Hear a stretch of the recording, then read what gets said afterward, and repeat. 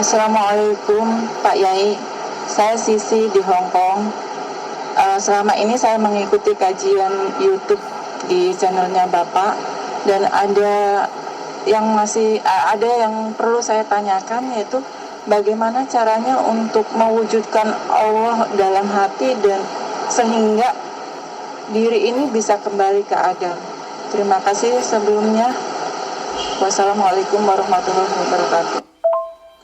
Alhamdulillahirabbil alamin. Waalaikumsalam warahmatullahi wabarakatuh. Bertambahlah saudaraku dari Mbak Sisi asal Hong Kong. Alhamdulillahirabbil alamin. Bagaimanakah cara mewujudkan Allah di hati kita?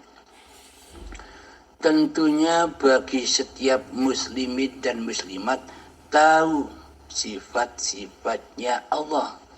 Bila belum tahu sifat-sifatnya Allah, bagaimana mungkin disebut muslimin dan muslimat?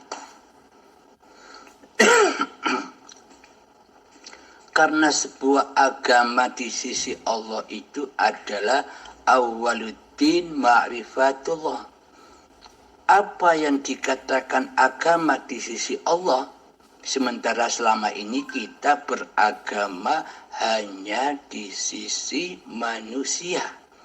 Yang penting sudah Islam, yang penting sudah melakukan syahadat, sholat, puasa, dan sebagainya. Babakan syariat, babakan jasad, babakan kemanusiaannya. Selama ini kita bertuhan dan beragama hanyalah untuk menyembunyikan keateisan hati kita sendiri selama ini, agar kita tidak dikatakan orang sebagai ateis. Jadi kita memeluk agama dan bertuhan di sisi manusia. Karena selama ini kita mempercayai, meyakini bahwa Allah itu ada, bahwa Allah lah sebagai Tuhannya seluruh manusia. Maka dari itu manusia pada berbondong-bondong memeluk agamanya masing-masing. Karena percaya di dalam hatinya bahwa Tuhan itu ada, bahwa Tuhan itu sang pencipta, bahwa Tuhan itulah yang menghidupi seluruh manusia. Akan tetapi iman dan Islam seperti ini tidaklah cukup, masih jauh. Maka diperintah lagi oleh Allah di dalam ayatnya, ya ayyuhan nas, ya ayyuhalladzina amanu, wahai orang-orang yang beriman. Siapakah orang-orang yang beriman? Dialah yang percaya di hatinya bahwa Allah itu ada, bahwa Allah itu wujud, bahwa Allah itu hidup, bahwa Allah itulah sang pencipta diri manusia kita. Udkhulu fis-silmi kafah, masuklah kalian ke dalam kepasrahan dan keselamatan secara kafah, secara totalitas, secara sempurna di sisi Allah. Jadi pada intinya hati kita wajib diberagamakan pula. Bukan hanya dohir-dohirnya saja yang beragama dan bertuhan, sementara hati kita selama ini masih belum Islam di sisi Allah. Mari kita buktikan bahwa hati kita selama ini belumlah Islam di sisi Allah. Kalau kita sudah mempelajari sifat-sifat wajib bagi Allah dan sifat-sifat muhalnya Allah, maka kita akan menemukan siapa Allah itu dan siapa makhluknya. Jika Allah itu wujud, maka makhluknya harus adam, harus tiada, harus gaib. Keberadaannya di hati kita. Coba kita rasakan selama ini. Meskipun kita beragama dan bertuhan secara syariat saja, mari kita buktikan bahwa hati kita selama ini belum Islam. Islamnya hanya di kulit saja, dalamnya masih belum Islam, dalamnya masih syirik, dalamnya masih mensekutukan Allah dengan diri manusia kita. Mari kita edel-edel, mari kita bongkar kemaksiatan, kedzaliman hawa nafsu kita selama ini. Tanpa kita edel-edel, tanpa kita menggonjang-ganjingkan kekuasaan hawa nafsu ini, maka tak akan runtuh kekuasaannya.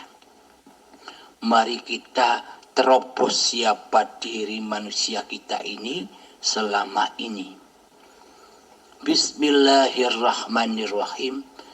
Selama ini kitalah yang wujud di hati kita. Selama ini kitalah yang hidup di hati kita. Selama ini kitalah yang berkuasa di hati kita. Sementara kitalah yang ada di dalam hati kita daripada Allah.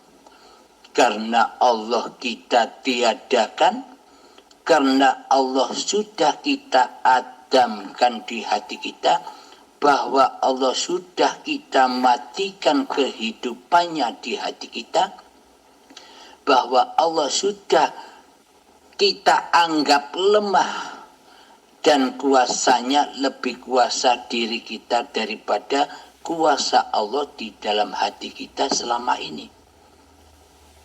Iya bukan? Itulah bukti nyata bahwa yang menjadi Allah, yang menjadi Tuhan selama ini di hati kita bukan Allah. Akan tetapi kitalah yang selama ini mentuhani di dalamnya. Kitalah yang selama ini merasa menjadi Tuhan dan merasa menjadi Allah di dalam hati kita, tapi kita tidak merasa, tapi kita belum menyadari karena hati kita masih keras melebihi kerasnya batu, karena hati kita masih buta akan bertuhankan kepada Allah. Bagaimana mungkin Allah wujud di hati kita, sementara kitalah yang merasa menjadi Allah. Kitalah yang merasa wujud di hati kita. Nama kitalah yang paling nyata di hati kita daripada nama Allah. Nama Allah sudah kita lenyapkan di hati kita. Nama Allah sudah kita adamkan di hati kita. Seolah-olah Allah kita letakkan di dalam sifat-sifat makhluknya. Selama ini kita belum menyadari bahwa selama ini kita sudah mensyirikkan Allah, mensekutukan Allah dengan diri kita. Seolah-olah Allah itu tidak ada. Seolah-olah Allah itu tidak wujud. Seolah-olah Allah itu tiada, gaib di hati kita. Selama itu kan demikian.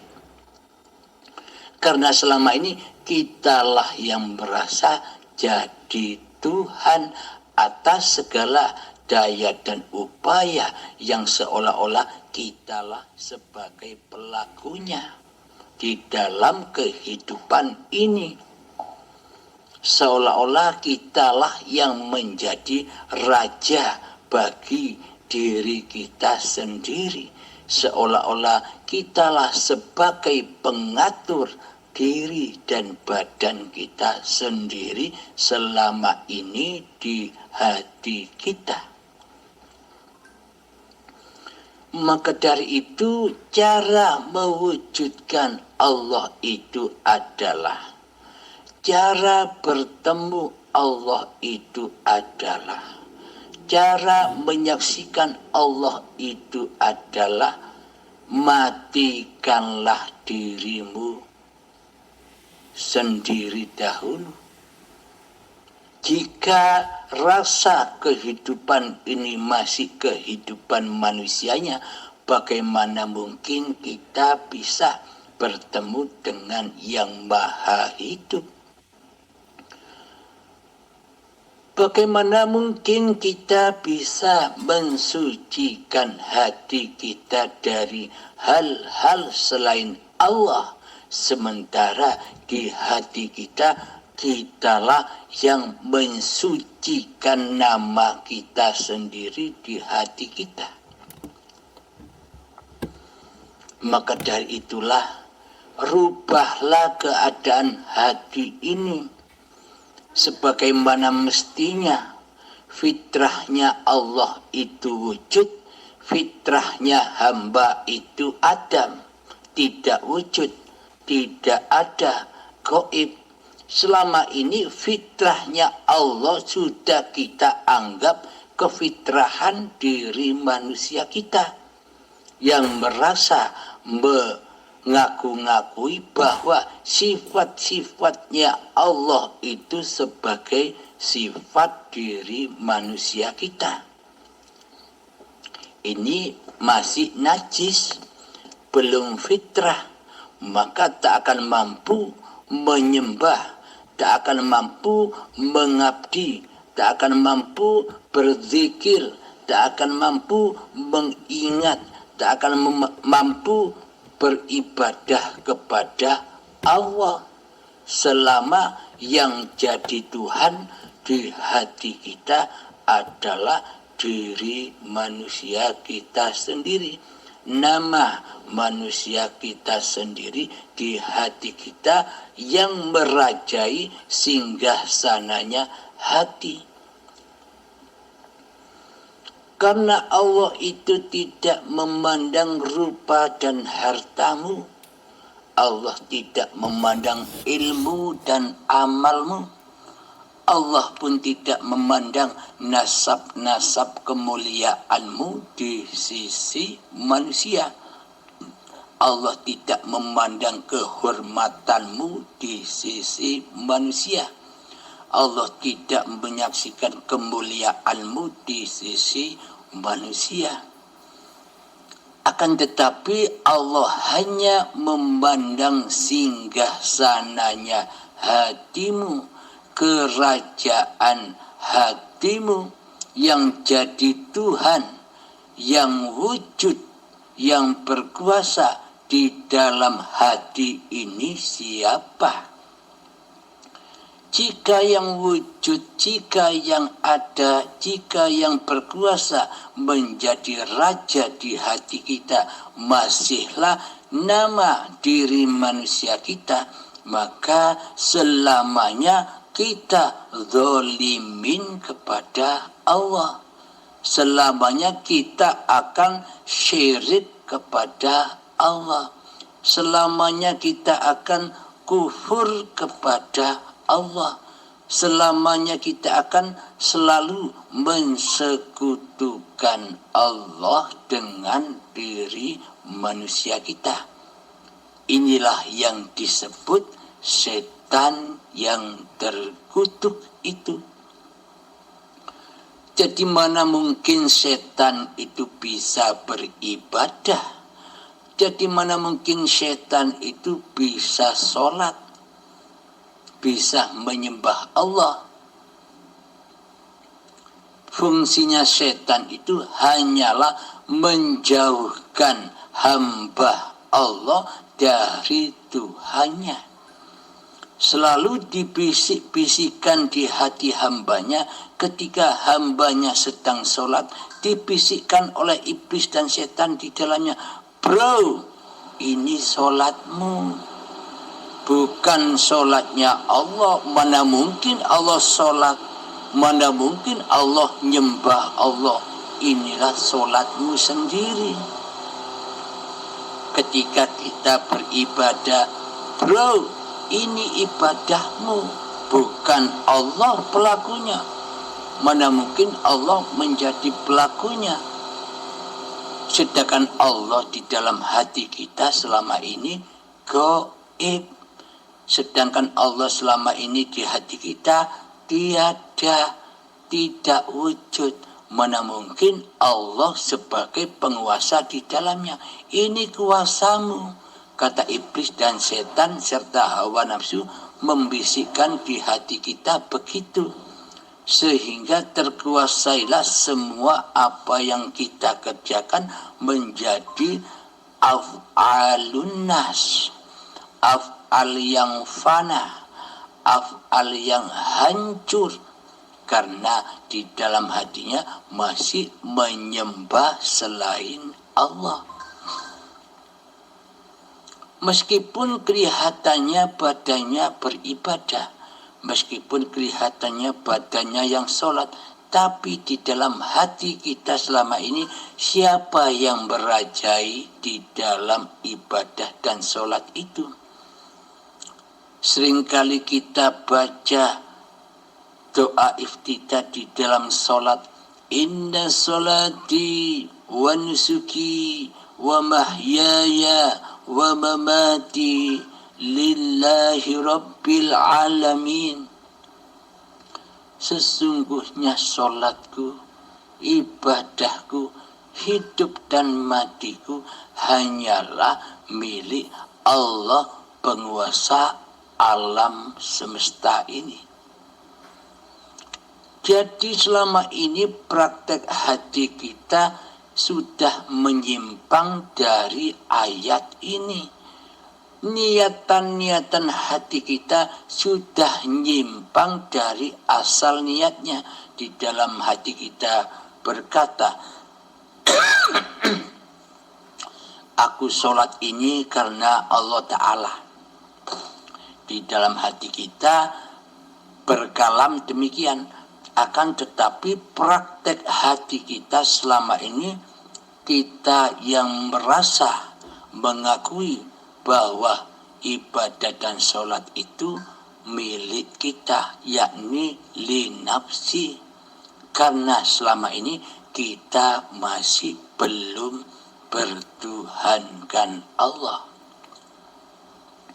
Maka dari itu, untuk cara mewujudkan Allah di hati kita, menyatakan Allah kembali yang berkuasa atas diri manusia kita, maka lepaskanlah kewujudan, kehidupan, kekuasaan, kehendak daya dan upayanya Allah yang selama ini kita akui sebagai milik kita.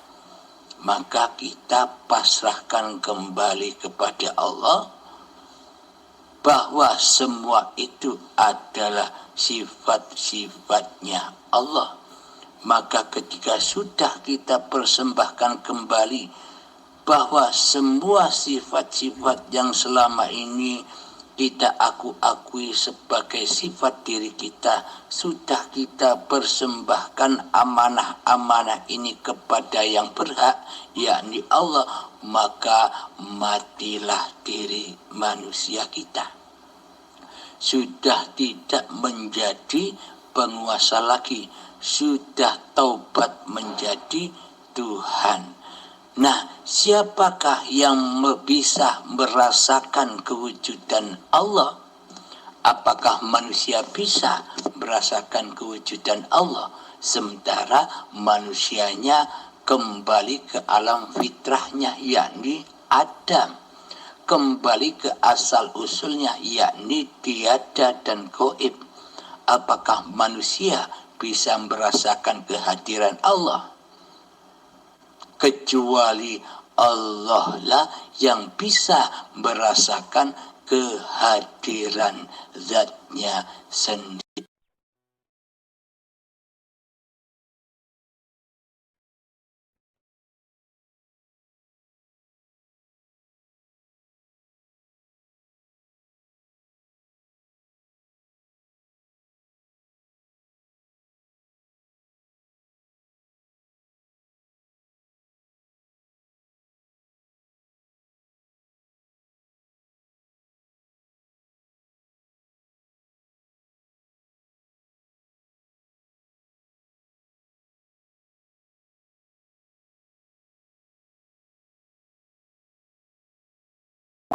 Bluetooth mode. Connected. Sudah tidak menjadi penguasa lagi, sudah taubat menjadi Tuhan. Nah, siapakah yang bisa merasakan kewujudan Allah? Apakah manusia bisa merasakan kewujudan Allah sementara manusianya kembali ke alam fitrahnya, yakni Adam, kembali ke asal usulnya, yakni tiada dan gaib? Apakah manusia bisa merasakan kehadiran Allah? Kecuali Allah lah yang bisa merasakan kehadiran zatnya sendiri, bukan manusianya. Bila manusianya masih wujud, bila manusianya masih merasa hidup, maka selamanya manusia tidak bisa menyatakan, merasakan kehadiran Allah. Kecuali manusia sudah kembali ke alam kesuciannya, yakni Adam, yakni tiada, yakni mati diri kemanusiaannya di hatinya, yang ada hanya hayatullah, yang ada hanya bahwa hidup ini Allah. Jadi yang bisa merasakan Allah adalah Allah sendiri. Yang bisa mendengar Allah adalah dengarnya Allah sendiri. Meskipun tanpa telinga, tanpa mata, tanpa badan, Allah wujud. Allah berkuasa atas segala ciptaan-ciptaannya. Jadi pada intinya, bila kita masih merasa wujud diri manusianya, selamanya kita takkan pernah bisa merasakan kehadiran Allah, kecuali kita sudah kembali menjadi Adam, kecuali kita sudah kembali ke alam kefitrahannya. Jadi hati sucikanlah dari kewujudan, dari kehidupan, dari kekuasaan diri manusia kita, maka nyatalah kewujudan Allah, kehidupan Allah, dan kekuasaan Allah yang menguasai setiap diri manusia. Alhamdulillahirabbil alamin. Semoga keterangan yang singkat ini bisa memahamkan, terutama bagi saya sendiri dan kita semua, khususnya bagi yang bertanya.